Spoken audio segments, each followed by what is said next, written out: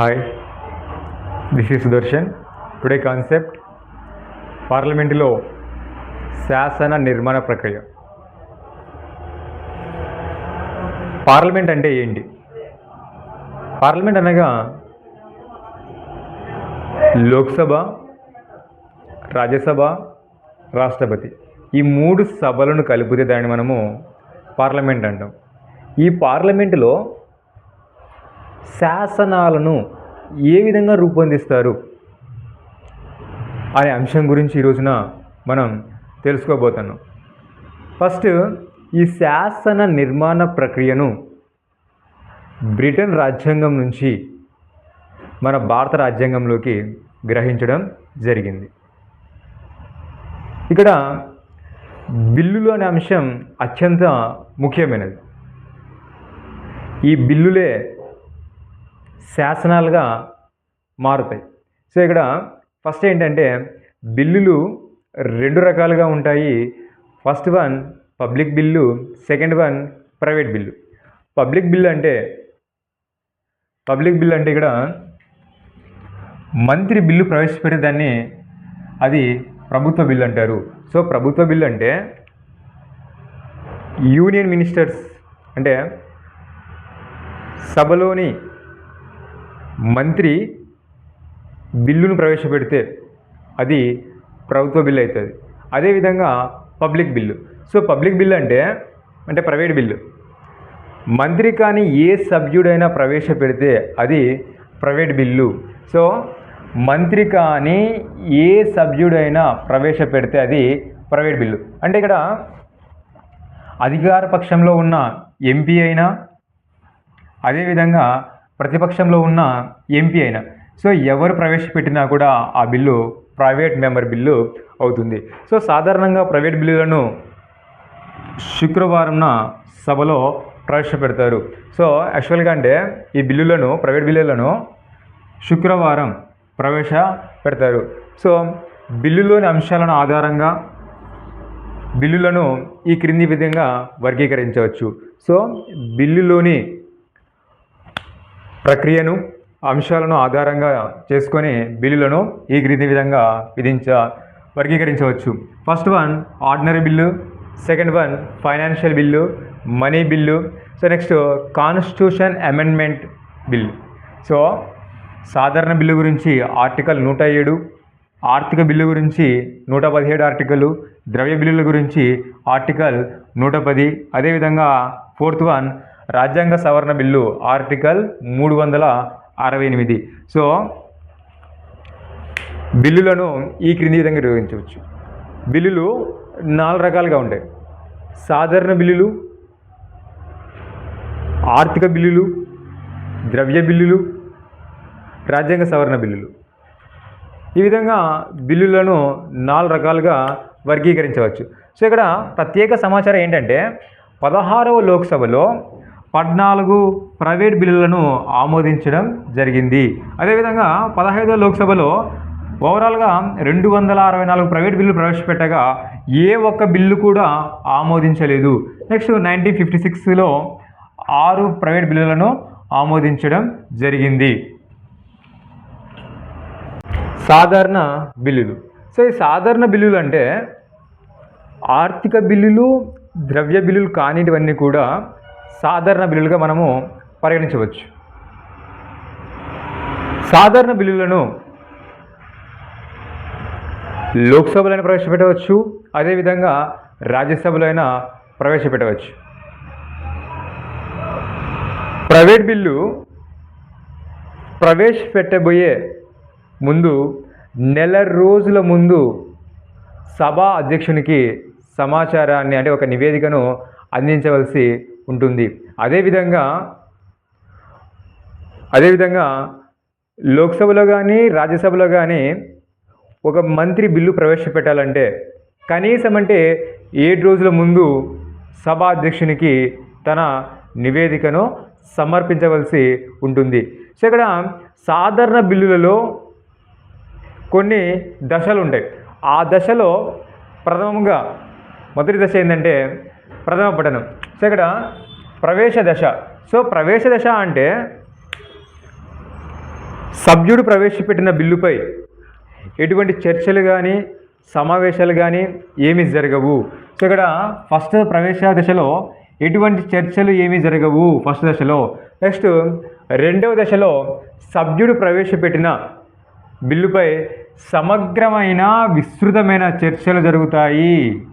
ఈ బిల్లుపై చర్చలు జరగడం జరుగుతుంది.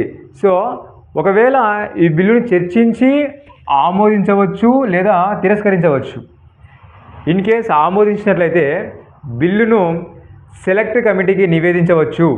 సో బిల్లును సెలెక్ట్ కమిటీకి నివేదించవచ్చు. సో ఈ సెలెక్ట్ కమిటీకి నివేదించిన తర్వాత ఇన్ కేస్ ప్రజాభిప్రాయ సేకరణ కూడా వివరించవచ్చు. ప్రజాభిప్రాయ సేకరణ కూడా దీన్ని పంపించవచ్చు. అదేవిధంగా సెలెక్ట్ కమిటీలో ఎంతమంది సభ్యులు ఉంటారంటే సెలెక్ట్ కమిటీలో 20 నుంచి 30 మంది సభ్యులు ఉంటారు. సో నెక్స్ట్ మూడవ దశ. సో ఈ మూడవ దశలో ఏంటంటే లోక్సభ మరియు రాజ్యసభ ఆమోదం లభించడం జరుగుతుంది. సో ఇక్కడ ఫస్ట్ స్టేజ్ అంటే లోక్సభలో ఇక్కడ ఆమోదం లోక్సభలోనే కావచ్చు రాజ్యసభలోనే కావచ్చు ఇక్కడ ఆమోదం పొందుతుంది. అక్కడ ఆమోదం పొంది రెండవ సభలోకి వెళుతుంది. ఏదో ఒక సభలో బిల్లు పాస్ అయ్యి రెండవ సభలోకి బిల్లు ప్రవేశపెట్టడం జరుగుతుంది. సో నెక్స్ట్ అంటే లోక్సభలో బిల్లు ఫస్ట్ స్టేజ్లో పాస్ కావచ్చు, అదేవిధంగా రాజ్యసభలో అయినా కూడా బిల్లు పాస్ కావడం జరుగుతుంది. సో లాస్ట్ వన్ ఆమోద దశ. ఇక్కడ లోక్సభ రాజ్యసభ ఈ రెండు సభలు ఆమోదించిన తర్వాత దానికి రాష్ట్రపతి ఆమోదం అనేది కంపల్సరీగా ఉంటుంది. సో రాష్ట్రపతి ఆమోదం లభించిన వెంటనే అది బిల్లు అనేది శాసనంగా మారుతుంది. సో బిల్లు అనేది ఫస్ట్ లోక్సభ అదేవిధంగా రాజ్యసభలో ఆమోదం పొందిన తర్వాత రాష్ట్రపతి చేతిలో కూడా ఆమోదం పొందితే దాన్ని మనము శాసనంగా చెప్పవచ్చు. నెక్స్ట్ ఇన్ కేస్ రాష్ట్రపతి ఆమోదం తర్వాత అది శాసనంగా తయారవుతుంది. కొన్నిసార్లు లోక్సభకు మరియు రాజ్యసభకు ప్రతిష్టంభన ఏర్పడవచ్చు. ఆ ప్రతిష్టంభన మనకి గడిచిన కొన్ని సంవత్సరాల్లో కొన్ని సందర్భాల్లో ఏర్పడింది. అది ఎటువంటి సందర్భం అంటే ఇక్కడ చూసుకున్నట్లయితే అటువంటి సందర్భం అంటే అది వర్కట్ట నిషేధ బిల్ అయితేనేమి, బ్యాంకింగ్ సర్వీసెస్ రెగ్యులేటింగ్ యాక్ట్ అయితేనేమి, ప్రివెన్సెస్ ఆఫ్ టెర్రరిజం. సో ఇక్కడ లోక్సభకి అయితేనేమి రాజ్యసభకి అయితేనేమి ఈ సభల మధ్య ప్రతిష్టంభన ఏర్పడితే ఉభయ సభల సంయుక్త సమావేశం జరుగుతుంది. దీన్ని మనము జాయింట్ సిట్టింగ్ అంటారు, ఉభయ సభల సంయుక్త సమావేశం. సో ఈ ఉభయ సభల సంయుక్త సమావేశానికి అధ్యక్షత ఎవరు వహిస్తారంటే Lok Sabha speaker. In case Lok Sabha speaker లేకపోతే డిప్యూటీ స్పీకర్, ఇన్ కేస్ ఆయన లేకపోతే రాజ్యసభ డిప్యూటీ చైర్మన్. అసలుకి ఈ ఉభయ సభల సంయుక్త సమావేశం ఎందుకు జరుగుతుంది అంటే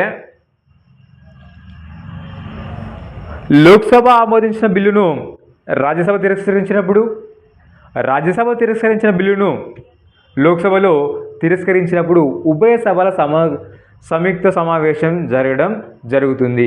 సో ఫస్ట్ ఇటువంటి ఉభయ సభల సంయుక్త సమావేశం మొదటిసారిగా ఎప్పుడు జరిగిందంటే భారతదేశంలో ఫస్ట్ వరకట్న నిషేధ బిల్లు 1961 మే 6న ఏర్పడింది. అప్పుడు రాష్ట్రపతి ఎవరంటే రాజేంద్ర ప్రసాద్.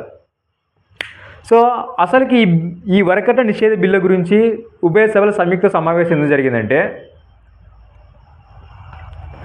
రాజ్యసభ ప్రవేశపెట్టిన బిల్లును లోక్సభ తిరస్కరించడం వలన ఈ వరకట్న నిషేధ బిల్లుపై ఉభయ సభల సంయుక్త సమావేశం కావడం జరిగింది. అదేవిధంగా banking service regulating act. So దీన్ని లోక్సభ